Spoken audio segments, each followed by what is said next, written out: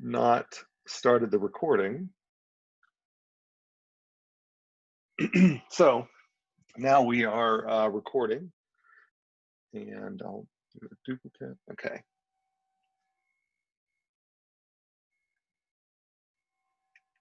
All right, so sorry about that. So this is recorded, and we post it onto Canvas afterwards, as will any lectures that we do.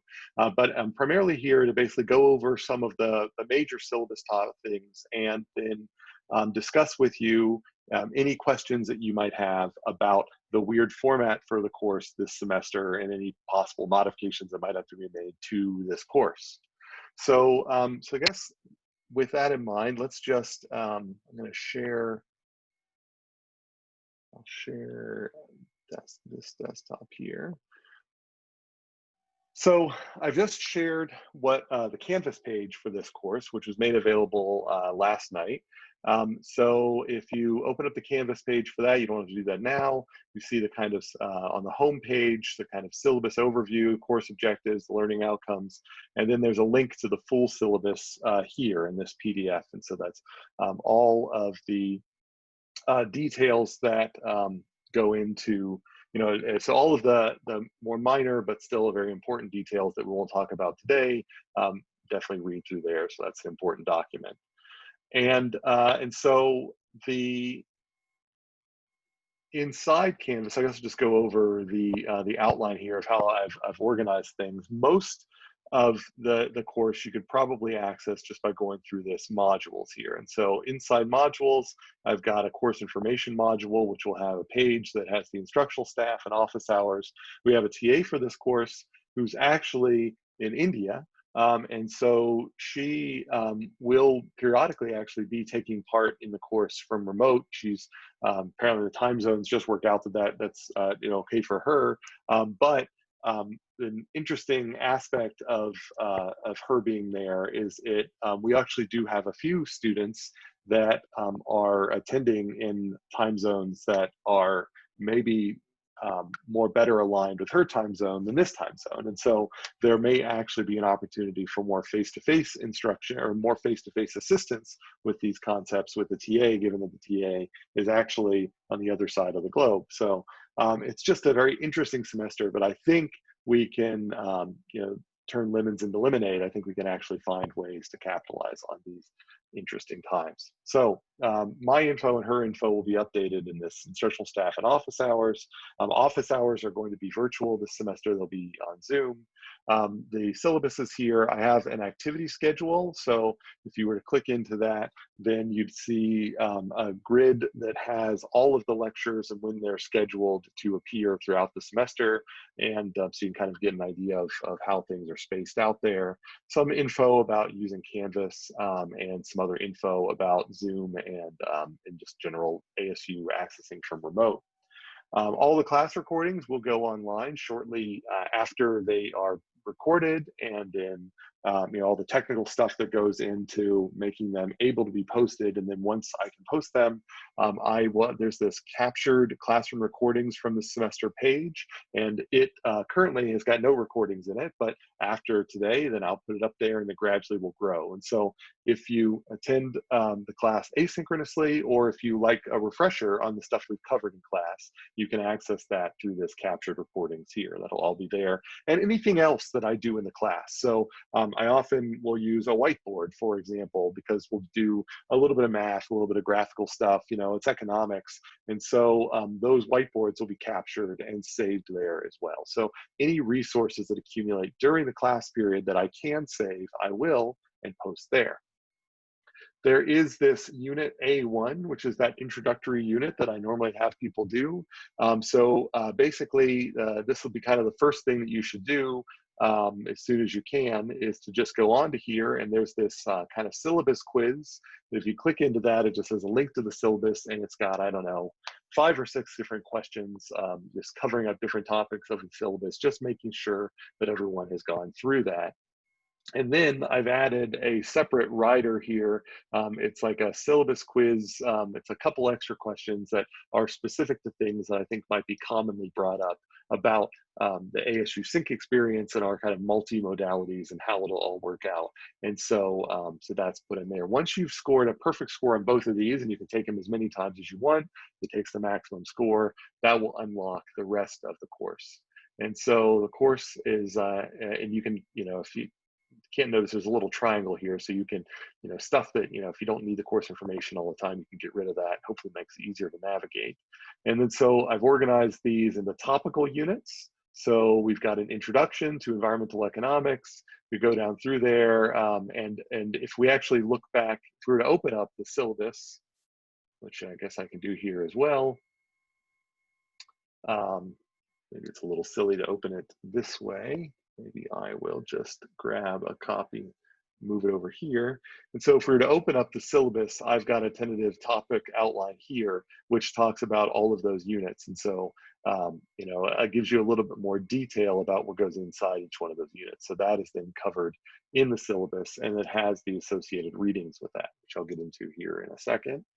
So all of that is located on Canvas. You can see that you can see the lectures. So there will be, I will post whatever materials that I will use in class, I will post. And then whatever materials I accumulate during the class, like notes that we make, those go into the classroom recordings. So the materials I already have available, I post here. So for example, in this lecture C1, so that's the first lecture of Unit C, there'll be a PowerPoint presentation there. When I first taught this course, I did a bunch of PowerPoint presentations, and then actually in the middle of Unit C, I got the feedback that students really liked the in-class, the handworking. They really enjoyed that, and so I end up flipping to doing things based on a more note-based or whiteboard form. And I got a lot of positive feedback that was more helpful for the students. And so you'll notice that the course will has a bunch of PowerPoints associated with it, and then it switches to this kind of note-based format. I am probably going to experiment with jumping into the note-based format more quickly. But the PowerPoints will still be posted as auxiliary material, even if I don't use them in class. So if there's something I said and you want to sort of review that, you can see how I put the PowerPoint that I put together originally to cover that material, and maybe that will help clarify things. So those things will be in here. Any readings associated with that. There is a textbook that I'll mention here in a second. This textbook is freely available online from the ASU library. When appropriate, I can actually post PDFs of those chapters on Canvas directly, but otherwise references to it will link you directly to the library's page where you can download those PDFs for yourself. And so you shouldn't have to buy any textbook for this course. You can buy this textbook that is mentioned in the syllabus, but you don't have to. It's linked from the library. It's freely available there. And again, I'll post those resources where it seems appropriate on the Canvas site, although you can always just go to the library site and download them there. And then there might be some additional auxiliary readings that I post up there that either they'll be required readings that I'll assign ahead of time, or there'll be readings that are just, I feel, are auxiliary for those that are interested in reading more or wanting some supplementary material. Those are all end up getting posted inside these units. So you can all find that inside Canvas. There will be a midterm section that currently is not populated because I want to make sure that the solution sets that are posted are solution sets I want to make sure that you can see. So over the next couple of days, some of these things that aren't populated will start getting populated, but eventually the midterm here will have midterm review materials. It will have past midterms to review, to look at. So this will be where you could go with it to review those sorts of things. And then we've got these other units as well. And there will be a final exam module as well that also has resources for studying for that final exam. So that's the basic outline of, most of the course lives within modules. I also, if you are looking for an assignment, all of the assignments should be within the modules, but I also have got them organized inside assignments here. And so a lot of students that don't realize there's a show by type as well. So show by date organizes what you have to do by date. But if you click on the show by type, it clusters them by the type of assignments, which sometimes makes it easier to find. So all of the assignments there under assignments, of course, your grades, another link to the syllabus, these discussions. Encourage you to make use of the discussion page. And I also have a Slack workspace I've set up for this. And so encourage you to use that. The main way that you should contact me, you can post things, you can contact me through Canvas, and you can post things in the discussions you're hoping I'll see and respond to, but I prefer that you contact me by email and to put SOS 325 and then a brief description of the kind of subject of what your concern is in the subject of the email. I got a lot of emails from other courses about research, about other service opportunities, and so it's easy for any individual email to get delayed. But if you send me something, I want to make sure that I can see it and respond to you within the appropriate time. So please flag it within the subject with SOS 325. And so that's basically an overview of the way things are organized on Canvas. Again, normally we would not have a formal lecture today, but again, I'm gonna give you the opportunity to ask questions here. But while I've got you here, I figured I may as well cover, this is, the way things are kind of organized here, but also how we expect the grade to be assigned for the course. And so we do have a class participation component and attendance component. How does that work? So periodically throughout the class, and this will work for asynchronous as well, at the end of a class, or maybe once or twice during a class, and then at the end of the class, I will ask a random question based on that class's content material. And then I will then post I'll screen share a link and a QR code to a Google form that allows you to go into that form and then give me an answer to that question. And then let's say ask 2 of those questions. Well, you just leave that thing up and you'll answer one, and then there'll be another field underneath it. You'll answer the other, and you'll hit submit at the end of the class. And then I will review those after the class and then grade them for coherence, but not, and basically for completion, but not correctness. And so as long as it looks like it's a coherent answer, it's fine if it's not correct. In fact, it's a good way for me to get an idea of how well things are going for people if I see, right answers and wrong answers and the distribution of them. Because some people will be attending this class asynchronously, then what I'm going to do is give 24 hours after the lecture video has been posted for those to be filled out. And so regardless of what time zone you're in, you can watch the lecture, you pick out those couple of times where I've called out the attendance response, you fill in your attendance, you hit submit. So long as you hit submit, within 24 hours after the video is posted. So the videos aren't posted immediately. So they get posted and then the clock starts. Then you'll get the attendance credit, the participation credit for that. But notice the lowest 5 are dropped.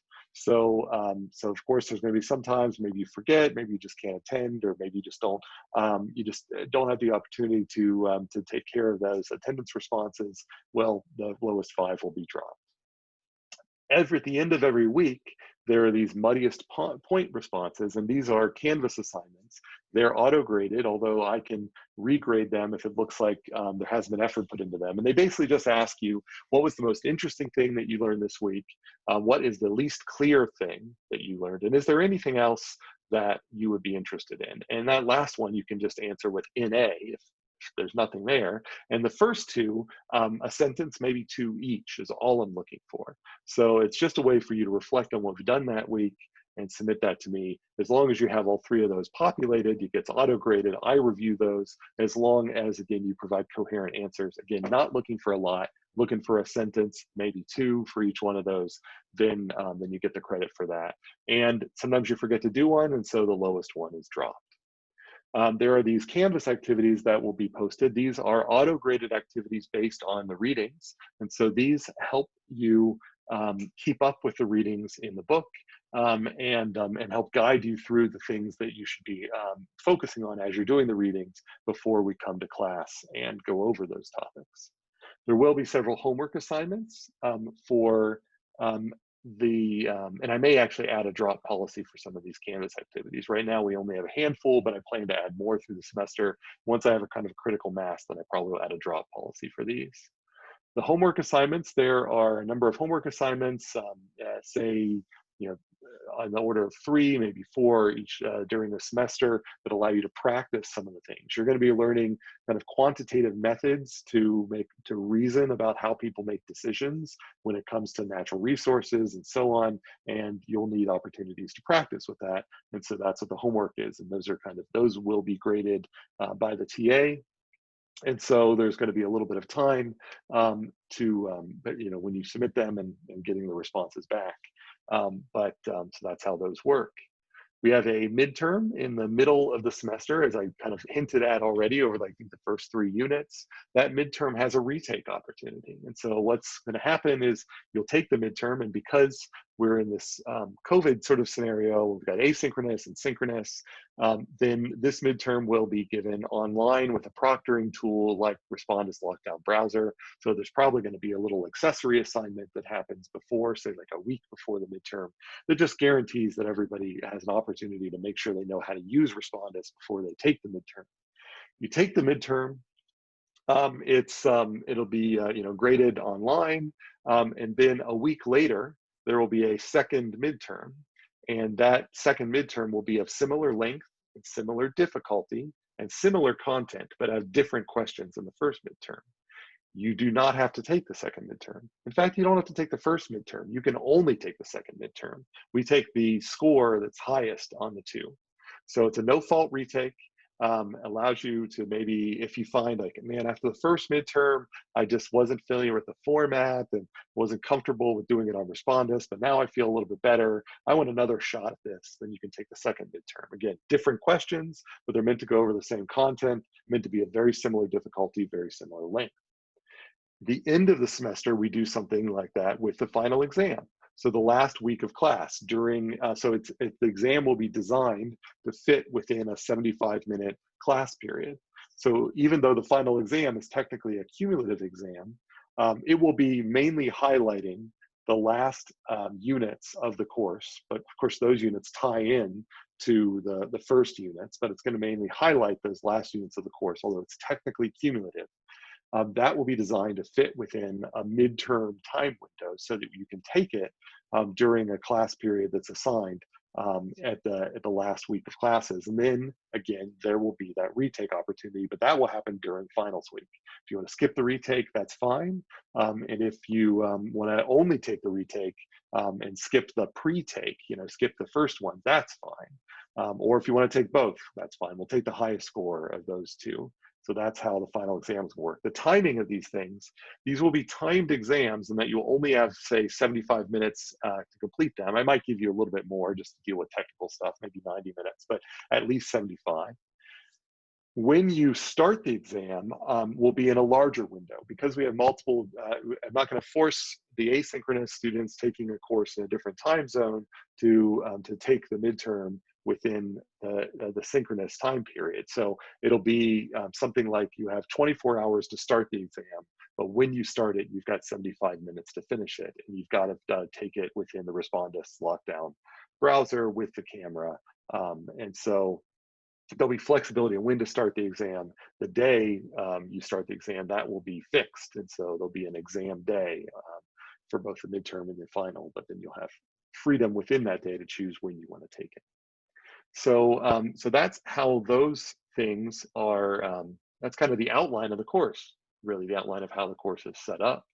So before I just mention, kind of give a brief outline of what types of topics we're going to talk about, I just want to pause there and give an opportunity for anybody who has any questions about any of the material that we've covered so far. Any questions about the course, the policies, how we're going to run things?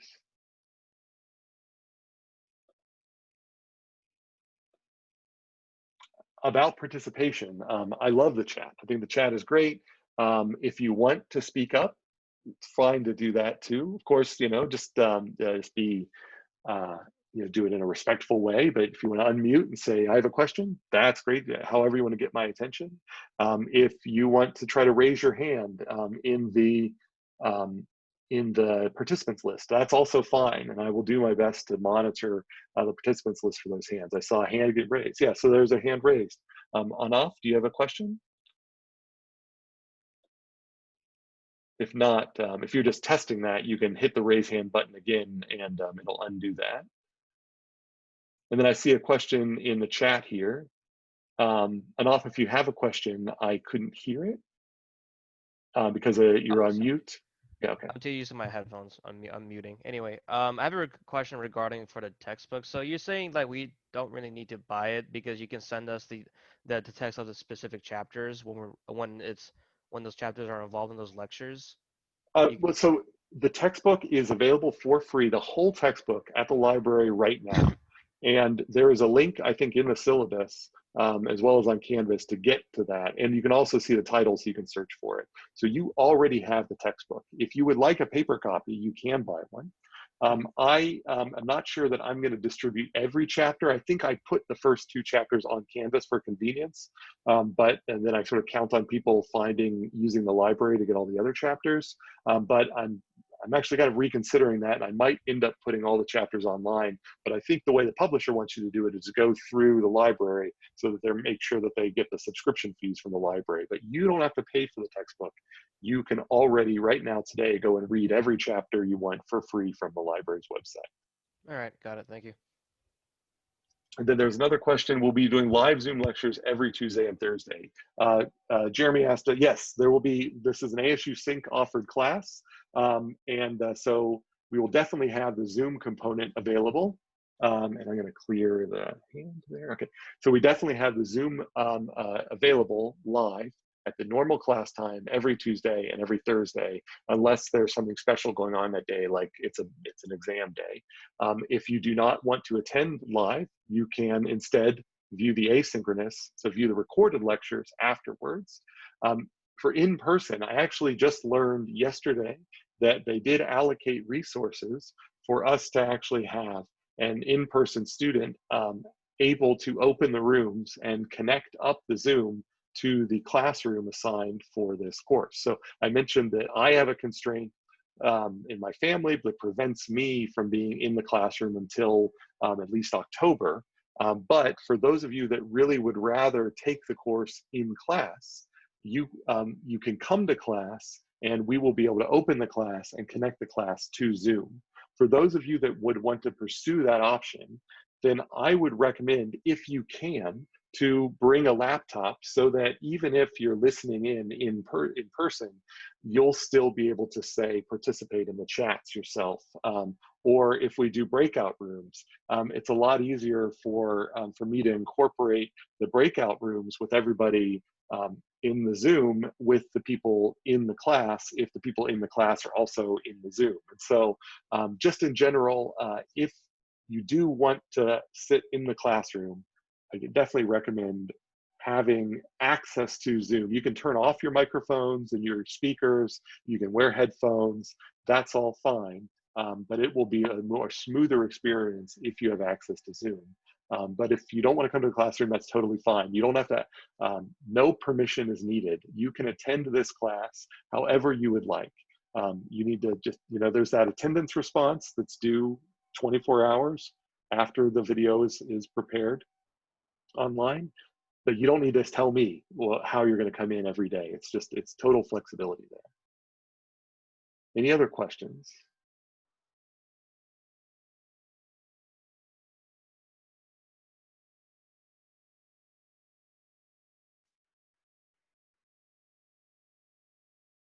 Okay, I don't see anything in the chat or participants list. All right, so let's just, what is the platform for homework? That's interesting question. So it would just be uploading responses to Canvas. And so Canvas will collect all of that.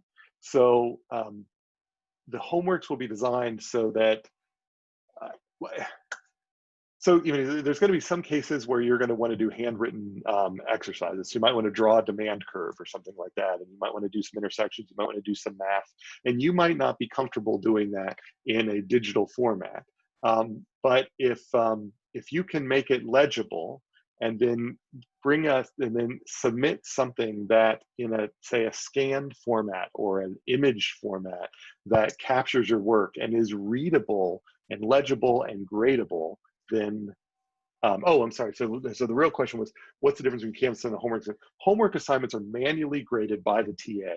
Canvas assignments are auto-graded questions, like multiple choice questions that I've prepared ahead of time to help guide you through reading. And so you'll immediately get your score from those, and they'll be short questions based on concepts, maybe a little bit of math, but they won't be longer problems. Whereas homework assignments are going to be ones where I ask you to do something a little more involved, and so you have to submit something that's not just a multiple choice answer. Does that make sense? Great, okay. So any other questions before I do a quick sort of summary of where we're going in the content?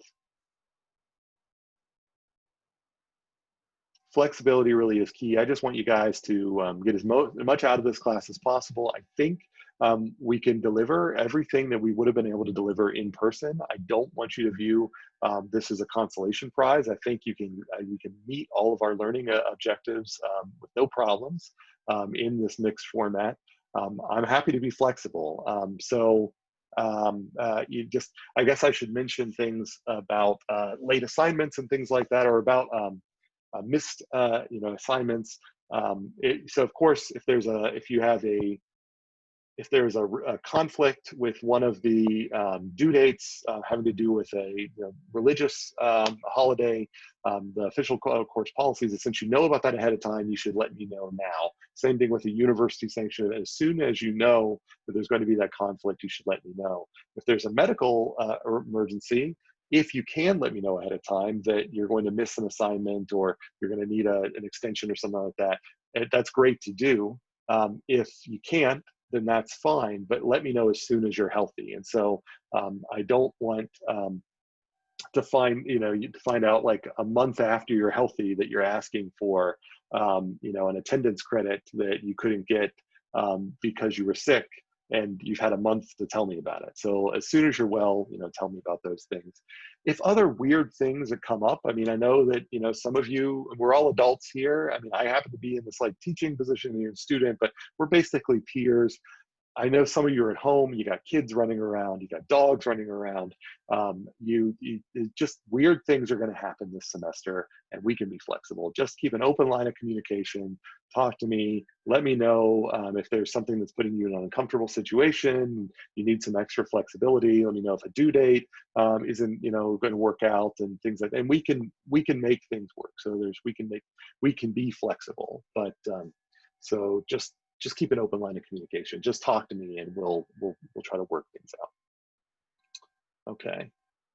I think that's most of the policy stuff that I want to capture. I think I have in the syllabus here that if you do get a returned grade and that you have a question about, you need to get that back, your questions about that back to us within a week. And so I don't want in the last week of the semester, everybody to then say, I have all of these homework questions that have been accumulating over the semester, and I want them all to be looked at right now. So you got a week, you get the grade back, you got a week to take a look and say, I think there was a mistake in the grading here, to get that back to us, and we'll take a look at it. So that's the other thing I kind of really want to emphasize in the policy. All right. All right, so what are you going to be learning this week? Again, I didn't really make a PowerPoint presentation for this. This is normally just kind of a syllabus quiz, but just wanted to give this opportunity to chat. So this is economics of sustainability. Out of curiosity, just maybe by using the participants list, or the voting on the participant list, how many of you have taken an economics course in college already? You can maybe use the little votes at the bottom of the participant list. There's a yes and a no. I see a couple of yeses coming in. All right, okay, good. I'm seeing a lot of people, seeing several yeses, some nos. All right. so far, majority of respondents have, but there is a good third of respondents who have not. So that's great. That's great. I'm guessing most of you who have taken an economics course have taken a microeconomics course, maybe a macroeconomics course. For those of you who haven't, that's fine. This course doesn't require you to come in having already taken any econ courses. This course is, but for those of you who have already taken econ courses, it's also meant to try to provide a different perspective on the economics you've already taken, or maybe applied to maybe application areas you haven't thought of.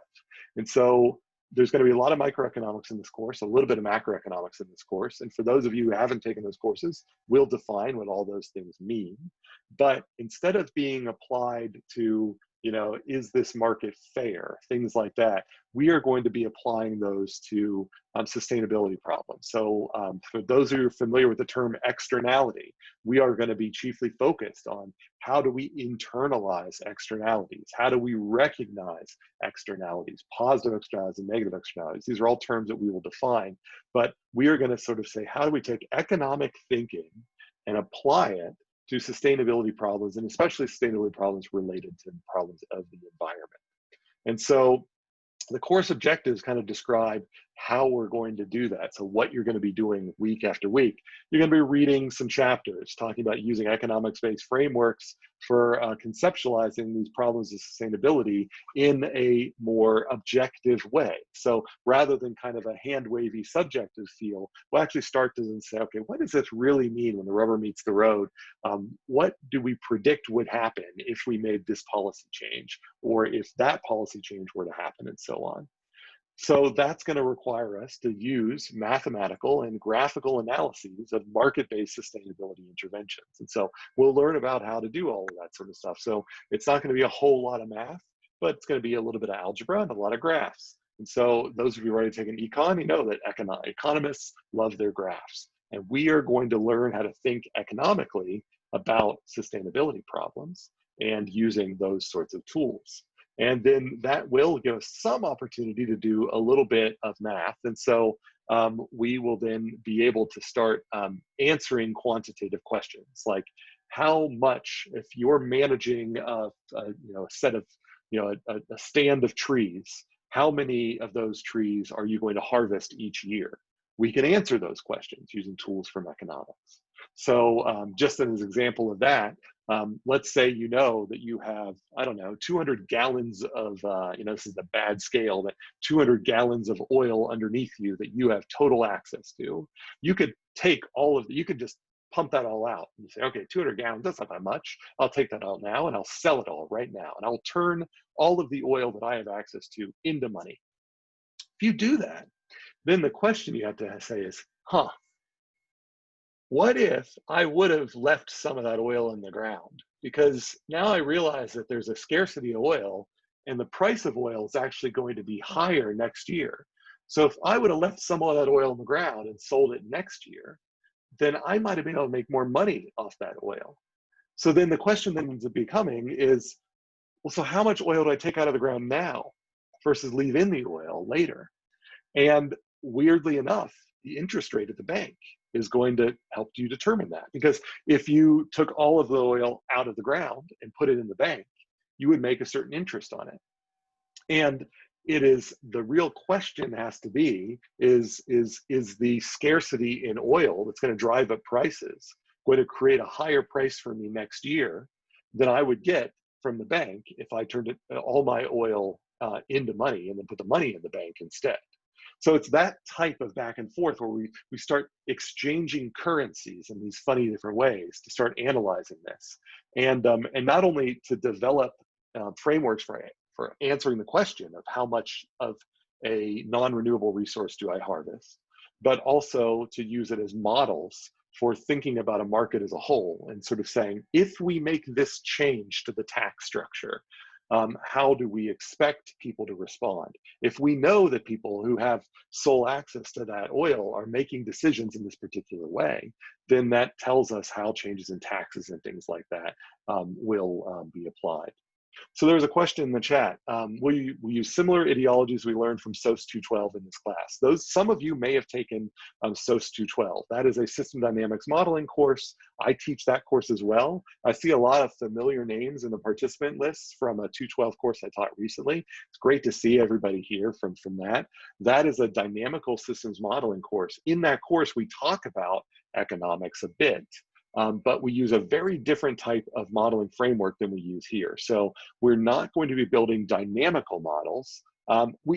In some ways, we build dynamical models because we do talk about from time discounting. So we talk about if I do something now, what will change later, and how does that affect what I do now? But in 212, if you're familiar with 212, again, a system dynamics course, that's more about understanding at a very fine time scale how something evolves over time. And we are not going to be focused on how things evolve over time. We're going to be focused on kind of snapshots of how do things look now, how will things look in a year, how will things look in 10 years, and how do I group all of those things together to inform the decisions that I make now. So it is math, but there won't be the computer-based formulations that we used in 212, maybe some other classes that you've seen before. It's going to be mainly, pen and paper, drawn graphs, maybe not even use a spreadsheet. So it's going to be kind of old school analysis. All right. So how are we going to assess that we got all this stuff worked out here? So that's what these expected learning outcomes are going to be. So you're saying, well, what am I going to be expected to do by the end of the semester? Well, I'm going to expect you to be able to, if I give you a particular sustainability challenge, you've got to recognize a positive externality or a negative externality. You'll be able to have to recognize the economic framework appropriate to analyze that particular problem. Formulate and solve basic mathematical models of renewable and non-renewable resources. I just gave you kind of a thought problem for a non-renewable resource. How do I deal with this asset that I have of oil in the ground? But you could imagine non-renewable, renewable versions of that as well, a fishery. What if the fishery is owned entirely by me? What if the fishery is owned by a set of owners? What if the fishery is freely available for everyone to fish? How do we make different sorts of decisions based on ownership? And what different mathematical models would apply to that? Again, the mathematical models, not going to use really anything more sophisticated than algebra. For those of you that are interested in the more advanced math, I will occasionally tip my hat to calculus. I might post things online that show you some of the more calculus-based formulations of where some of these things come from, but that's really just meant to complement. It's really actually meant more just to be a supplement, to be something that is in addition to what is the kind of the core important stuff. So the math that most people will need for most of the exercises here is just basic algebra. We'll learn about social welfare concepts. And so by the end of the course, you'll know what Pareto efficiency is and potential Pareto efficiency and what it means to make a potential Pareto improvement. And my hope is you'll walk around and say, that's a Pareto improvement and that's not, and so on and so forth as you walk through your world. And so I'll assess maybe, to make sure you understand what these sort of terms are. For those of you who've taken micro, you're probably familiar with the 3 conditions under which markets function or fail, but we will then kind of focus them on these kind of more sustainability parts. And again, on those positive and negative externalities and so on and so forth. And you can read the rest of this stuff. The only thing I'll sort of highlight here is the role of property rights and the difference between Coasian and Pigouvian approaches to achieving socially efficient market outcomes. And so those of you who've taken economics courses, you probably are familiar with efficient market outcomes, but perhaps you haven't heard about the kind of natural resource economics side of things from these sort of big thinkers and very influential approaches and how people think about intervening in the world or not intervening in the world and hoping that the market will just make everything settle out in a good spot. So we'll talk about all of that stuff. So that's basically where we're going from here. Next week, we're starting with the basics, an introduction to economics and introductions in economics for sustainability, get some of our terms down before we start going into the more sophisticated things after that. Again, if you've not taken an economics course, you'll be fine. If you've taken an economics course, I will do my best to make the review of any of the economic stuff interesting and new. And then hopefully, especially as we get towards the bottom, say 2/3 of the course, you'll start seeing problems that you did not see in your other economics courses. It'll make it all worth it, I hope. So any questions or comments or concerns?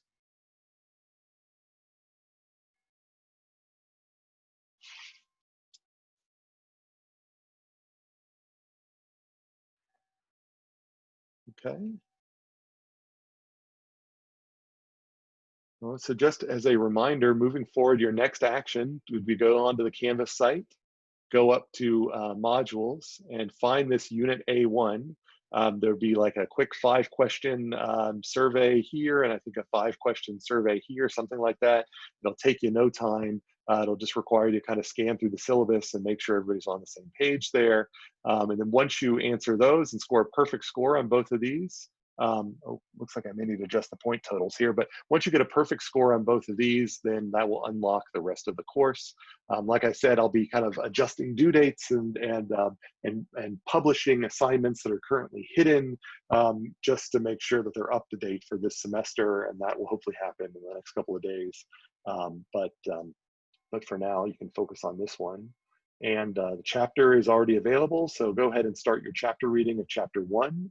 And there will be a Canvas activity based on chapter 1. So you'll be able to access that once this is available, once you complete this and unlock this unit. So any other questions or comments?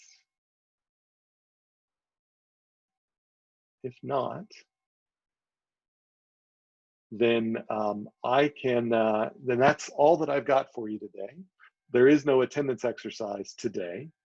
So if you have no other questions or comments for me, you can feel free to leave the Zoom room. I will stay here for a couple of minutes for those of you who want to hang on to ask anything else. And then once we kind of get the opposite of a critical mass, then we'll just end things. Yeah, great. And thanks for your patience with me and with us during this time. I will post this lecture video shortly after. Thanks, Professor. Thanks. Thank you. I came in late. I'm sorry, Ted, but it's good to see you again. Will you be doing attendance through your quizzes like last time? Yes, yeah, I'd be posting like a QR code and a URL, and I'll try to post it on the screen so that it's fully broadcast, as well as putting the URL in the chat.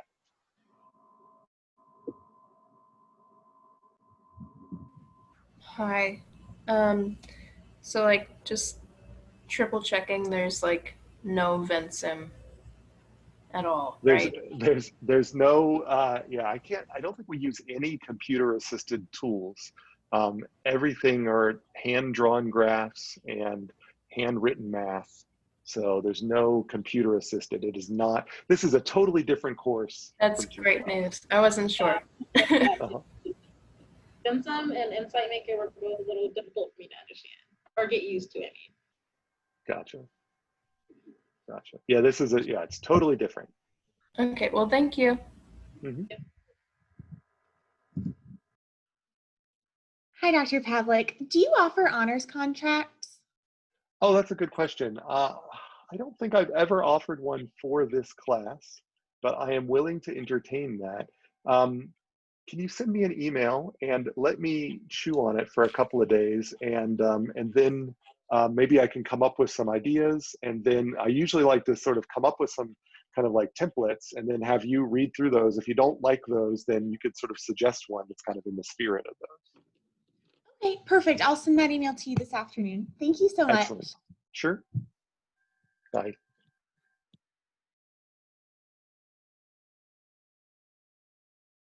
Okay. All right, looks like everybody's headed out. So I will end the meeting now and see everybody next week.